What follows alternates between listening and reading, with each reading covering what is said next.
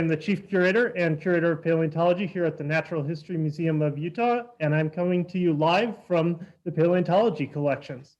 To kick off our virtual festival, we are continuing our live stream panels today to introduce our 12 Polar DinoFest paleontologists from all around the world. This is our first panel of the day, and we'll be live again at 2 p.m. and 5 p.m. Mountain Time. These live conversations are just the beginning of 10 weeks of Polar DinoFest exploration online as we release a new video from each of our guest paleontologists each Friday at 10 a.m. Mountain between now and April 2nd. You can see the complete schedule of our live conversations and all the video release dates on our website at nhmu.utah.edu/DinoFest. Also, if you want to participate in these live conversations, we encourage you to now submit your questions via that webpage or on Facebook or YouTube. Well, let's get started and meet our guests. This morning, I'm joined by three wonderful paleontologists from all around the globe, including Dr. Aubrey Roberts, a postdoctoral researcher in paleontology at the University of Oslo Natural History Museum. Hi there, Aubrey. Hi there. Pleasure to be here. Thanks for joining us. We're also joined by Dr. Dan Ksepka, the curator of the Bruce Museum in Greenwich, Connecticut. Hi, Dan.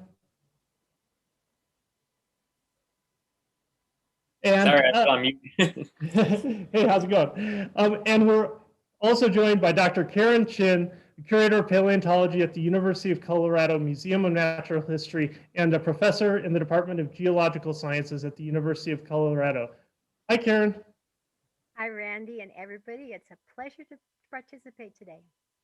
Well, thank you so much for joining us. We've got lots of great questions, but before we get into those, I just want to give everybody a sense of what type of paleontology you all work on. So, Karen, could you talk a little bit more about what you do? Yes, I consider myself to be a paleoecologist. But to try and address paleoecological questions, I usually look at trace fossils. And in particular, I like to look at fossil feces, which many of you probably know are called coprolites or coprolites. Cool. And I know we already have some coprolite questions lined up from people watching, so I will come back to you soon.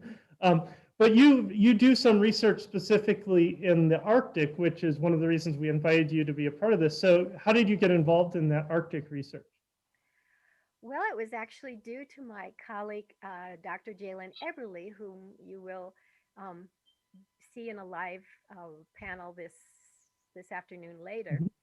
She told me that she had found lots of coprolites up on Devon Island in the high Canadian Arctic. And I examined some of them and found some really intriguing things inside. So we wrote up a proposal and got to go up there and found hundreds more. Very cool. And are those coprolites from the age of dinosaurs? Yes, indeed. They are Upper Cretaceous, maybe about 92 to 72 million years of age, and but they are marine. So these are not from dinosaurs themselves. They are either from fishes or marine reptiles. We're still trying to work that out. Well, that's a perfect segue to talking to Aubrey because she also specializes, I believe, in marine ecosystems. Could you tell us a bit more about your research?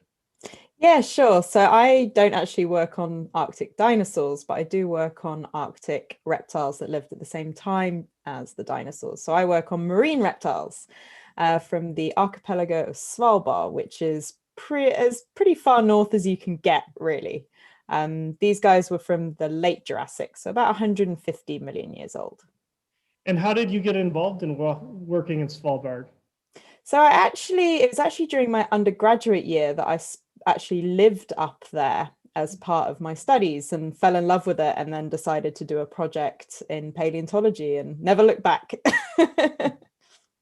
Awesome. And do you work on all sorts of different types of marine reptiles or specifically one group? So at the moment I do actually, but previously I've mainly worked on Ichthyosaurs, so these fish-like marine reptiles, and Plesiosaurs, but the long neck type, kind of like the Loch Ness Monster. Very cool.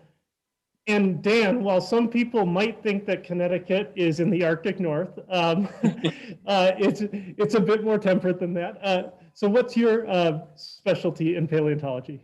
Sure, I study the living dinosaurs, birds, and my favorite type of dinosaur is the penguin. And so a lot of my research is on fossil penguins and how they evolved to be flightless underwater divers. And how did you get involved in penguin research? Was it you've always wanted to do that, or?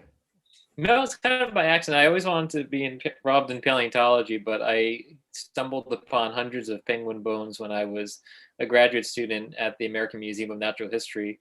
These were collected in the 1930s or so, and kind of sitting in a drawer where no one had looked at them for almost a century. So it was a great opportunity. And to be honest, up to that point, I wasn't even sure there were fossil penguins. So I was like, wow, that's pretty cool, as I love penguins as animals. So learning about how they came to be was a real treat. That is really awesome. So we now have met all three of our paleontologists and have a sense of what their specialty is. So I encourage you to continue submitting those great questions via the website or on Facebook or YouTube. As I said, Karen, we already have lots of great coprolite questions. So I'm going to come back to you right now about that. Evelyn and Anlan both had a similar question, which is, what do coprolites tell us about the creatures that deposited them? That's a good question. Actually, coprolite research is really challenging because sometimes you don't know who actually produced it, and sometimes they're not very well preserved. So each coprolite can tell you a different story depending on what you can see inside. Sometimes you can infer who produced it, so that means that you can try to build up food webs. But sometimes you learn more about just who was living at the time, how resources were recycled in the environment, or even you can learn things about taphonomy. Oh, that's a great word you just mentioned there, taphonomy. Could you explain a bit more about what that is? Yes. Taphonomy is the study of how things are fossilized. And it's especially important when we think about fossil feces because it often surprises people that something as soft as feces could actually become fossilized. Yeah. So, Aubrey, do you ever find coprolites when you're digging up your marine reptiles in Svalbard? Well, so I haven't actually found any coprolites from the Jurassic of Svalbard, but now that we've been on a few expeditions even earlier, so the Triassic, so about 240 million years ago, we actually have quite a lot of coprolites. I have no idea what they're from. Oh, awesome. Well, maybe we could strike up a new collaboration here. Yeah, maybe I should send them to Karen. Yeah.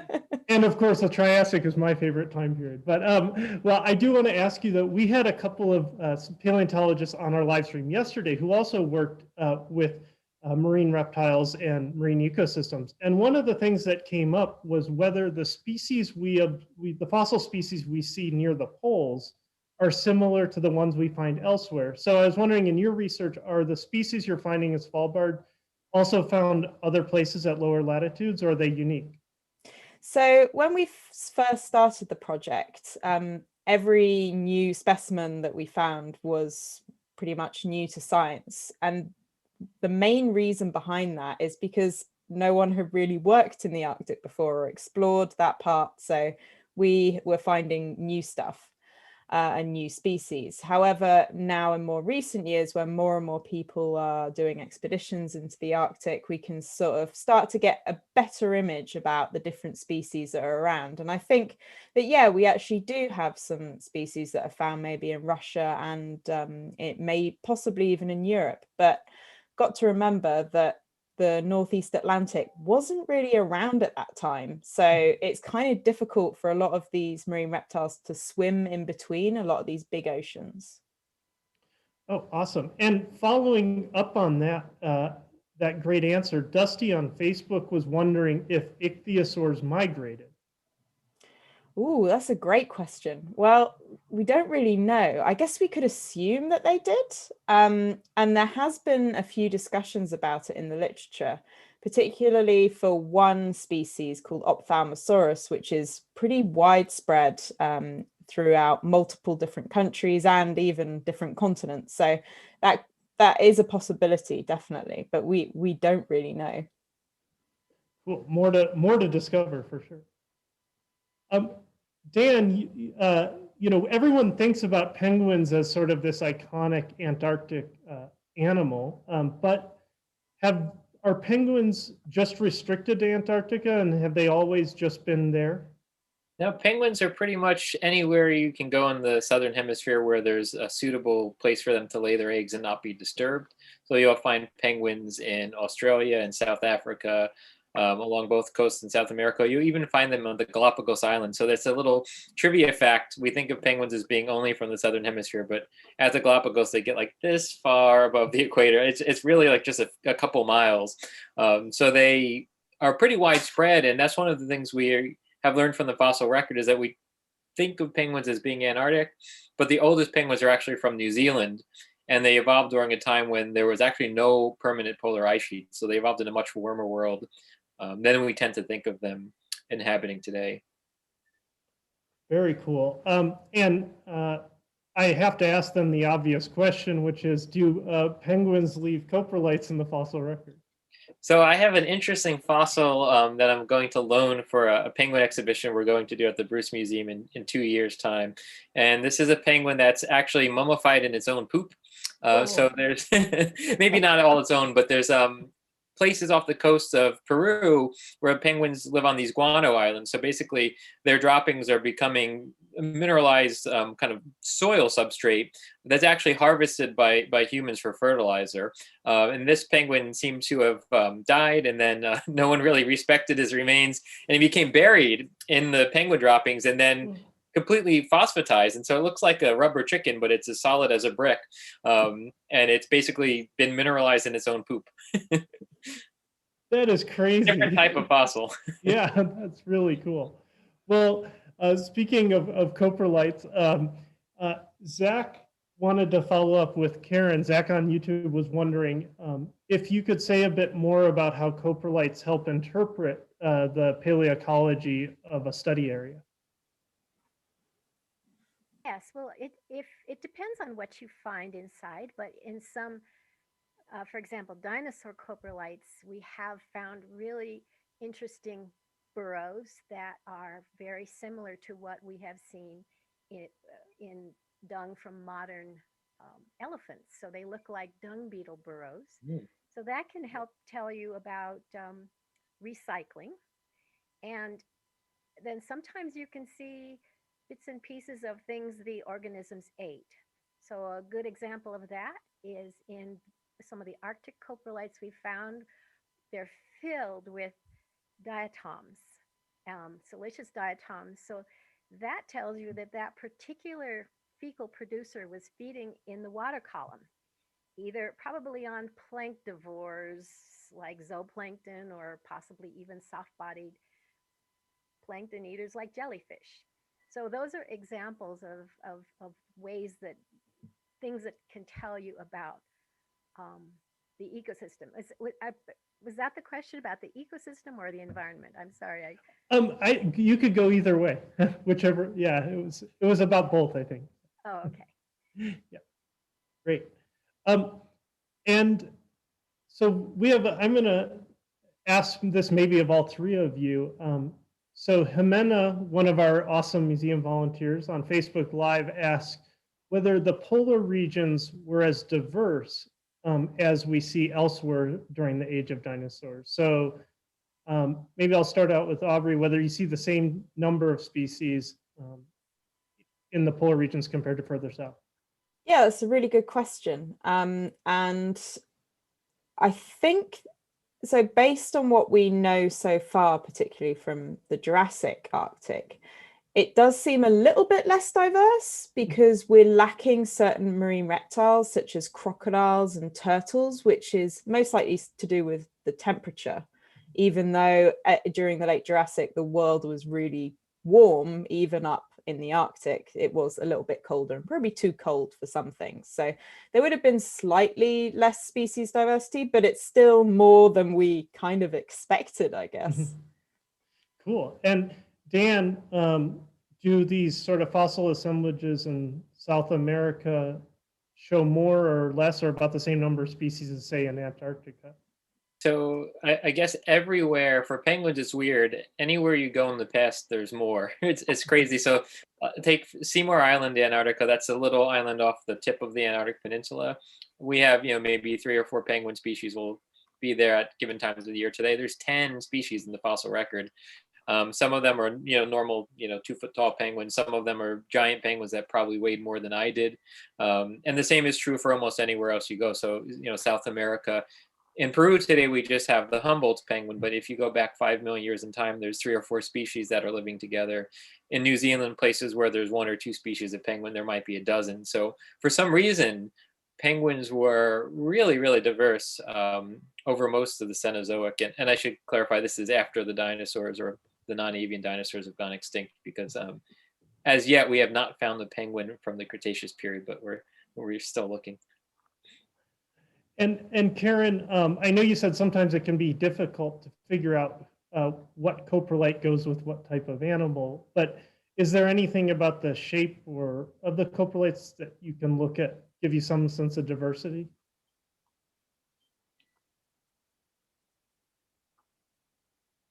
Oh, we can't hear you on.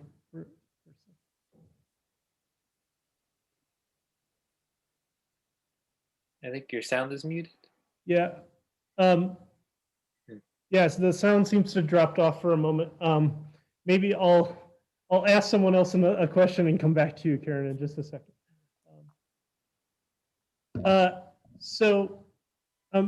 Dan, you had mentioned that we haven't found a Cretaceous penguin yet, but you think that one could be there. What is the earliest penguin and where's it from?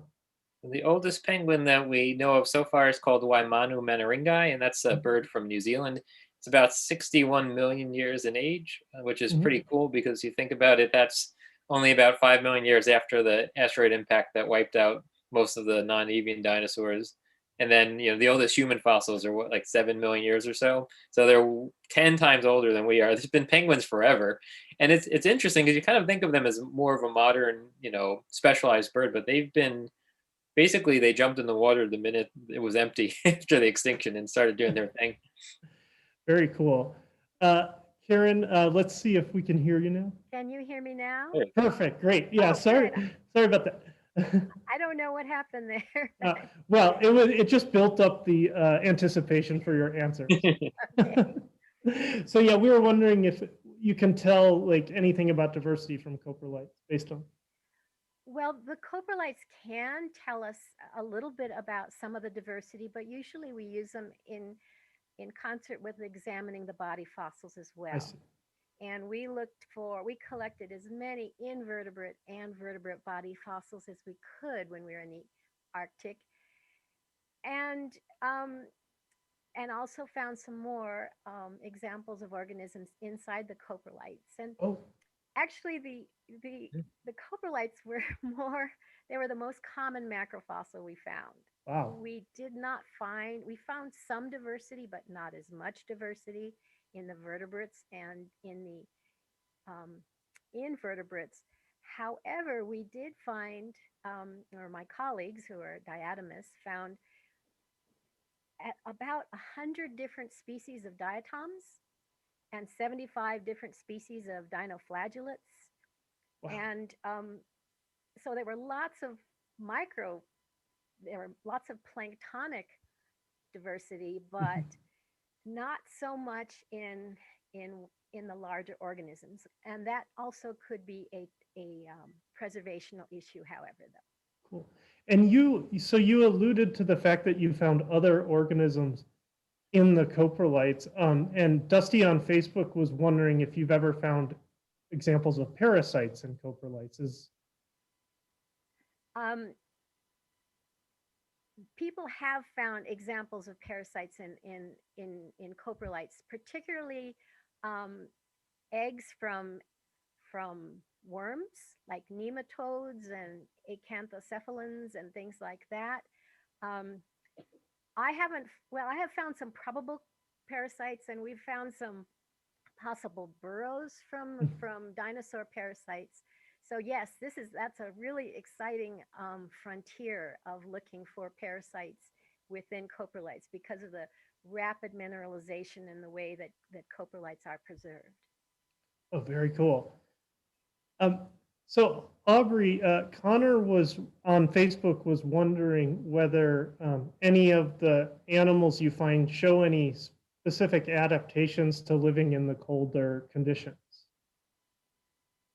Not that we can find. So a lot of the marine reptiles that we find, the plesiosaurs and the ichthyosaurs, look very similar to the other animals that were around at the same time, but at lower latitudes. However, one of the plesiosaurs that we did find did actually have really big eyes, which is kind of unusual, and we're still not really sure why. But I mean, it could have something to do with the fact that it was diving deep and needed to see well, or maybe it even had something to do with the seasonal darkness.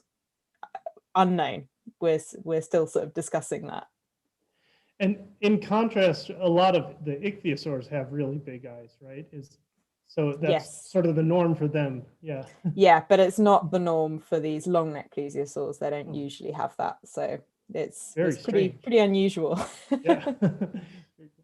And Dan, how about in penguins? Do we see any differences in adaptations or specializations between things living in warmer conditions versus colder ones? So it's interesting. Today, a lot of the penguins that live in very cold environments tend to be larger. So, like the king and the emperor penguin are pretty specialized for living in Antarctica. They have some differences in their proportions. They have longer bills. They also have differences in their reproductive biology. Most penguins lay 2 eggs in their nests, but emperors and kings only lay 1, and that's certainly an adaptation to, there's no chance of raising 2 chicks in a place like, the Antarctic winter where they're nesting them on top of their feet. So there's varieties in where they live today, and there's also in the past a lot of differences from modern penguins. Things like penguins with spear bills, longer necks. There's penguins with really kind of, I mean, it's funny I say they have really chubby legs, but modern penguins have such stubby legs that it's just, it's even an order of magnitude more kind of. So there's a lot of cool shapes and sizes and even colors in the fossil record that we don't have today. There's evidence for penguins, for example, with like these reddish brown feathers, which is something you don't see in adult penguins nowadays. Wow. And this is a great time to just remind everybody that please continue to submit your great questions via YouTube, Facebook, and the website. We've got some really good ones coming in, but we want more of them. And we actually have a question from someone who was watching yesterday as well. David on YouTube mentioned that yesterday it was talked about how during the Cretaceous, Alaska was even further north than it is today.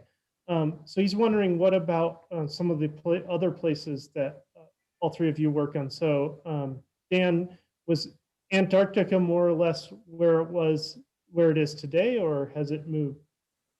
So the continents used to be more together, especially in the southern hemisphere. When penguins first evolved, you can basically walk from South America to Australia, crossing Antarctica.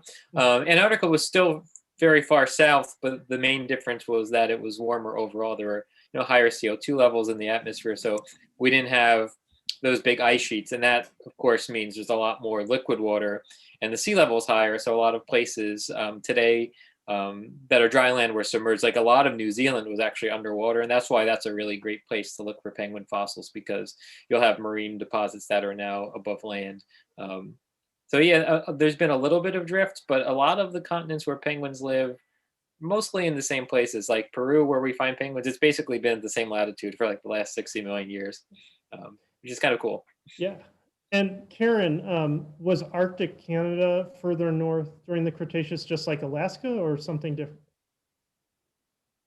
People who have reconstructed the intercontinental positions at the time think it was a little bit further south, but not too much. It was within about 10 degrees of where it was in the Cretaceous, and it is currently at about 76 degrees north latitude.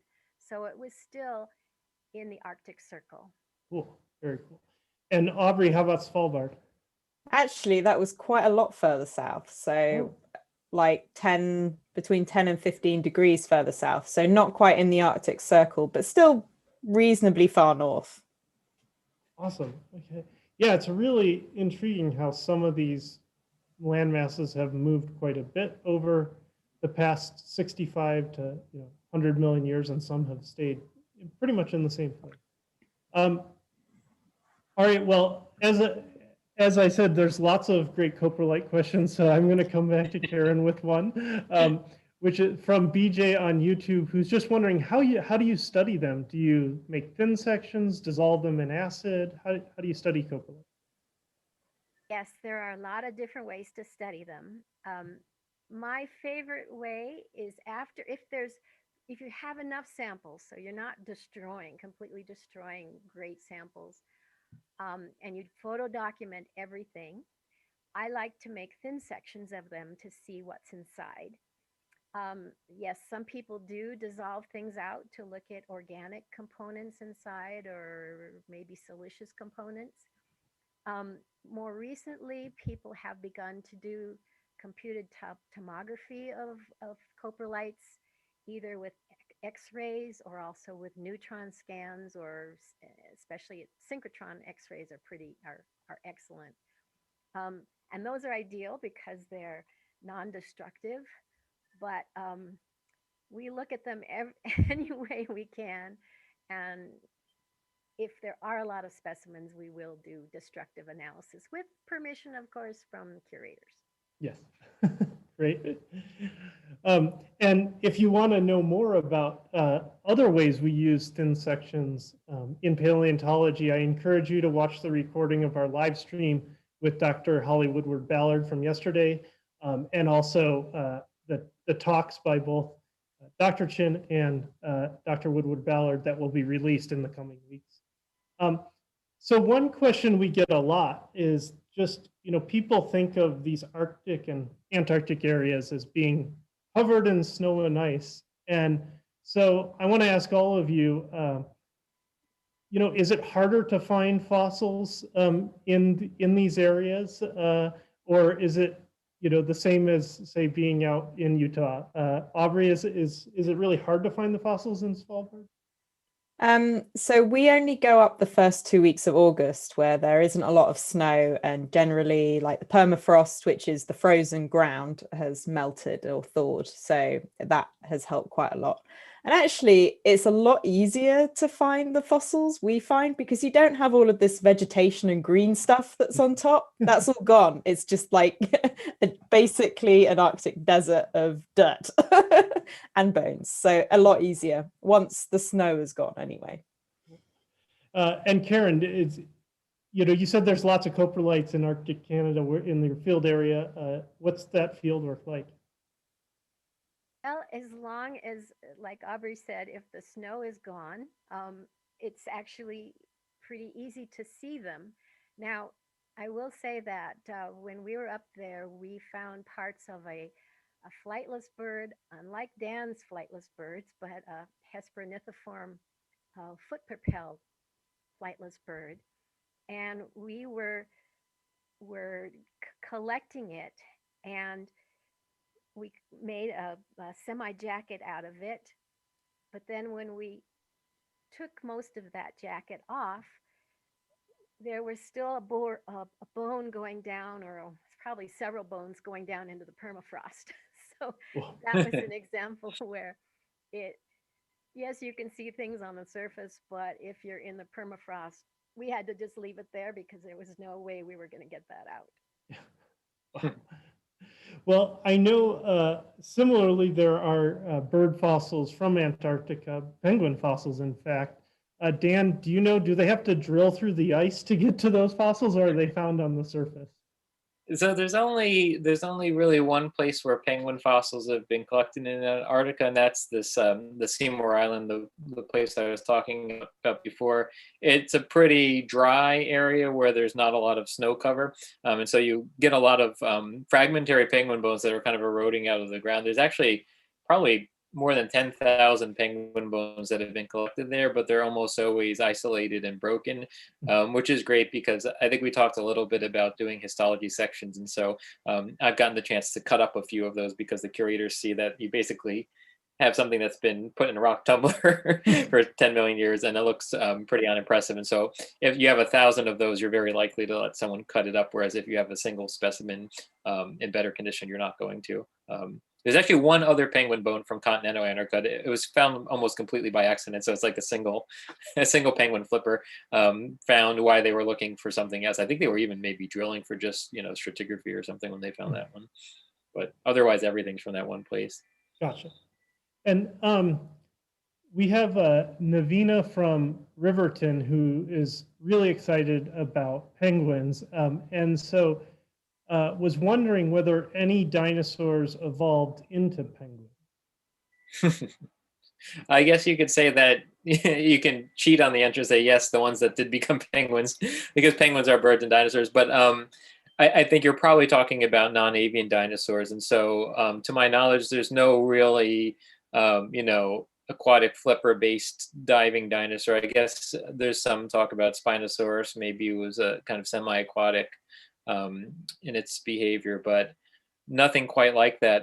The bird that Karen was talking about, the Hesperonithids, they are, they're true birds. They're part of the bird lineage, but they evolved kind of almost like the opposite strategy of penguins, where their wings became almost just like little toothpicks, but they propel themselves with their feet instead of their flippers like penguins do. So you've had that type of diving ecology with loss of flight evolved many times in birds. Other examples are the great auk, which went extinct in human historical times, and these things called plotopterids. They're really cool birds that lived about 20 million years ago or so, and they were just like penguins. They had flippers and everything. They got to be very large, and they were known from places like Japan and Washington and Oregon. They went completely extinct before humans evolved, though. And Aubrey, yesterday we talked a little bit about whether there was fossil evidence we could use to tell whether a dinosaur might be male or female. And so I was wondering, is there anything we can look at with marine reptiles to make that inference? So not really. We can if the specimen in question is pregnant and has babies inside. And this has been the case, for example, with a lot of ichthyosaur specimens from Germany, where they found quite a lot of pregnant females. Clearly the area where these specimens were found could have been like a breeding area or something like that. So that's the only way we can sort of tell. Otherwise, no, there's no way of knowing. Well, you bring up this point. This is a question I've actually had, like that we have a surprising number of pregnant ichthyosaurs and ichthyosaur embryos. Why do you think that is? Is it just the good fossil record, or? I think it might have something to do with particularly like the area might have been a breeding area, and so you would have had a higher percentage of individuals that were pregnant, and it obviously having good fossil conditions is key here, but also it could have something to do with the fact that maybe particularly in some species, births was kind of risky. I mean, it is risky anyway, and that might have caused sort of quite high death rates in a lot of these animals. And it has been shown that some of the fossils were sort of died possibly during giving birth or right before, where the sort of embryos and fetuses are very well developed. Wow, very cool. And we're getting a number of questions more about doing field work in these extreme conditions. People are really fascinated with that. So I'll ask both you and Karen about, say a little bit more about what that like is. How long can the dig season be, and how do you go back to the same site every year? So me first? Yeah, go ahead. So the first 2 weeks of August is the time that we usually go to, because we've tried going a bit earlier and a bit later and we always end up in snow. So that's not really possible. And because it's such a short field season, we have to work quite intensively. And luckily for us, 24-hour daylight with the midnight sun, we can work long hours. And quite often the weather is better during the night as well. So we quite often completely turn like the day round. So yeah, and it's an interesting place to work and do field work. Like you've got polar bears that you have to be aware of, got whales that are sort of around as well, and it's completely isolated and we don't really see anyone apart from the odd tourist group or people that live in the cabins down the valley. Like you don't see anyone or hear anything, and we usually camp out, so no showers, no toilets, no nothing for 2 weeks. It's quite intense. Very cool. And Karen, is it a similar experience in Arctic Canada or different? Well, I would love to go back, but I've only been up there once. But it was quite magical. I had never done field work where you have to have logistics in terms of having twin otter prop planes and helicopters to get you up there. And yes, we had to carry firearms for polar bears. And I recall walking across the snow-covered areas to get to certain field sites. And there were 4 of us, and in 2 groups. I was behind, and the people in front, they were walking normally, and then suddenly it looks like they started to run or something. I didn't know what the deal was. And then I figured out when I got up there, the ground was so super saturated. It was like quick mud. And so you had to move very fast in order not to sink in. And I started to grab my companion so I didn't sink. And then I realized he was having the same problem. So it was just very unusual. And then we were there during some maximum snow melt. So when we would cross the streams on the way in, when we came back, they were much fuller. So it was very unusual. Whoa. Do you have to watch out for polar bears in Svalbard as well? Oh yes, there are particularly in recent years, there's quite a high population of them, and so yeah, we do have to carry firearms, and we're all trained to do so, and have trip wires around our tents and all sorts. So yeah, it's quite exciting, but also terrifying because these animals are huge. Makes the black bears we have in Utah look tiny. So I feel a little bit guilty now because we would stop at the bakery on the way to collect penguins in New Zealand, and the only animal we would see is sheep. Gotta watch out for those killer sheep. Yeah. We always had a flare gun in case they got a little bit curious. Since you mentioned New Zealand, Dan, we have a question from Jimena on Facebook who's wondering if penguins have changed in size and shape over their evolutionary history since the first Waimanu from New Zealand. Yeah, absolutely. And the big thing that we see in the fossil record is that there used to be some giant penguins, much bigger than the emperor penguin that we have today. And so modern penguins go from the little blue penguin, who's about 1.5 pounds and about 1 foot tall, up to the emperor penguin, which is up to 3 feet tall. And I think it weighs about 60 or 70 pounds. I'm trying to convert kilograms to pounds. And in the fossil record, we see some jumbo penguins. So there's a penguin called Pachydiptes, which basically means thick diver. There's one that's called Kumimanu, and that was actually named after one of the discoverers' mothers. And so there's, not because she was a giant penguin, but because she inspired his love of paleontology. And so these animals were huge. They would have been over 200 pounds. So really impressive sizes. And what's interesting is they have these massive bodies, these thick legs and flippers, and then they kind of have like a normal penguin head on the top. And so it almost looks like, like a football player with all the pads who took the helmet off.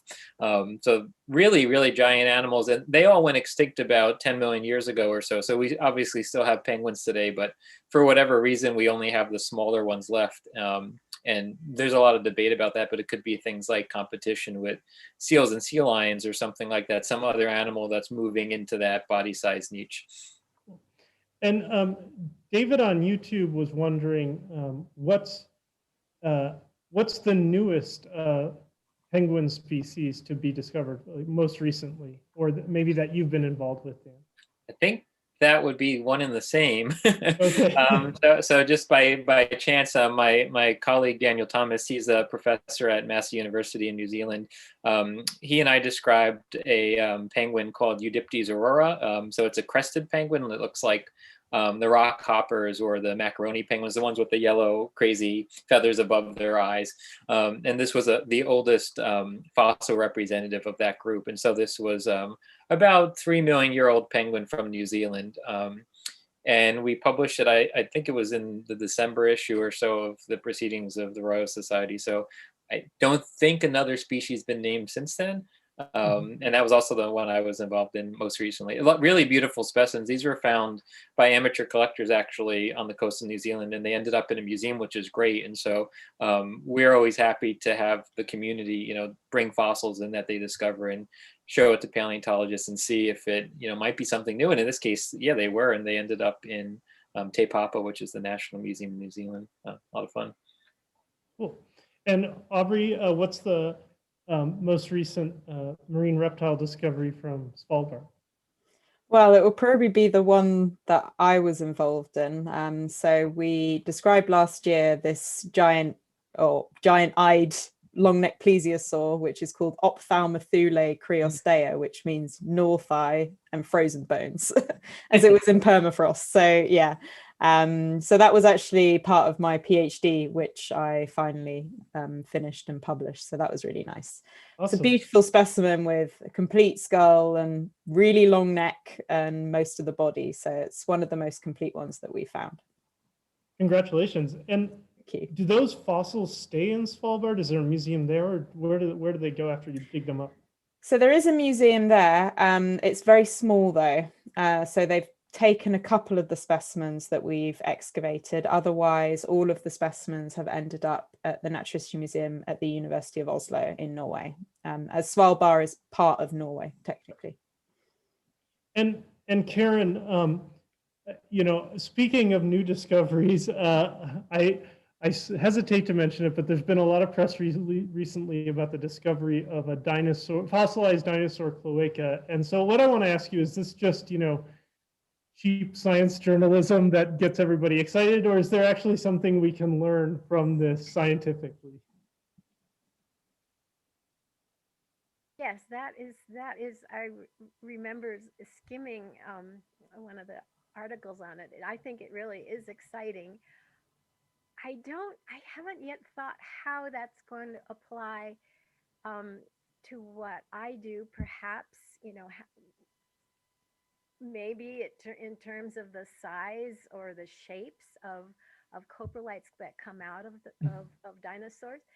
But it also has implications for fossil eggs as well. So because the cloaca is not only where feces and urine come out, but the eggs as well. I think it's intriguing. I don't yet know what we can learn from it, but it is indeed intriguing. Cool. And since you brought up eggs, we just have 1 minute left, but quick question, do we ever find eggshell in coprolites? I have found eggshell, a piece of eggshell on and in coprolites from the Two Medicine Formation of Montana, but I suspect that was actually because the coprolites were near a nesting ground and they could have landed on some eggshell or been worked into the eggshell. Yes.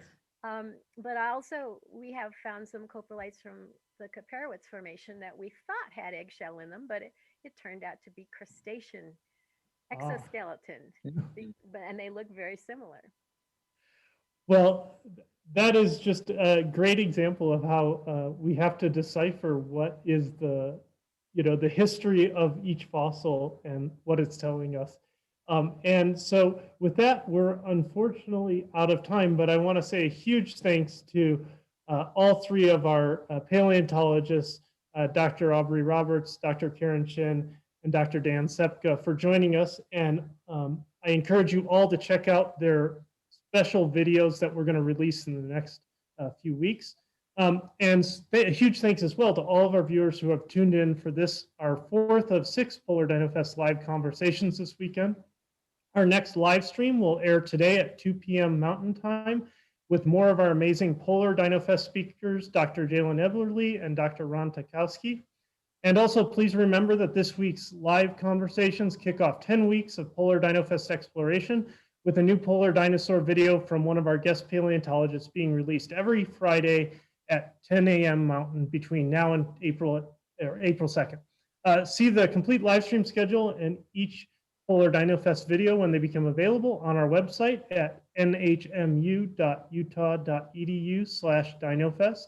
And finally, don't forget that the inspiration for this year's theme, our current special exhibit, Antarctic Dinosaurs, is open at the Natural History Museum of Utah through April 4th. Be sure to book your tickets online in advance to get your Polar DinoFest experience in person while visiting the exhibit. Polar DinoFest has been made possible by the Alternative Visions Funds, the Utah Legislature, and Utah Division of Arts and Museums. Many thanks to these sponsors for helping us bring you Polar DinoFest online. Well, thank you so much for tuning in, and we hope you join us for our next panel at 2 p.m. Mountain Time. And remember, if you missed any of the previous live streams, they are recorded and are available on our website, YouTube channel, and Facebook page. Thank you so much, and I hope you have a great rest of the day. Thanks, Randy. Thank you very much. Thank you. Every year, NHMU's DinoFest brings you face-to-face with the world's top paleontologists and their incredible discoveries. Now in its 5th year, DinoFest is going online with 10 weeks of virtual exploration of the frozen world of polar dinosaurs. From the Alaskan North Slope to Antarctica, dinosaurs are found on all 7 continents. But how did they survive at the extreme ends of the Earth? Join us online each week starting January 23rd as we introduce a different paleontologist whose research has helped uncover a thriving polar world far different than what we know today. Polar DinoFest starts online January 23rd and continues through the run of our special exhibit, Antarctic Dinosaurs, open through April 4th. Don't miss it.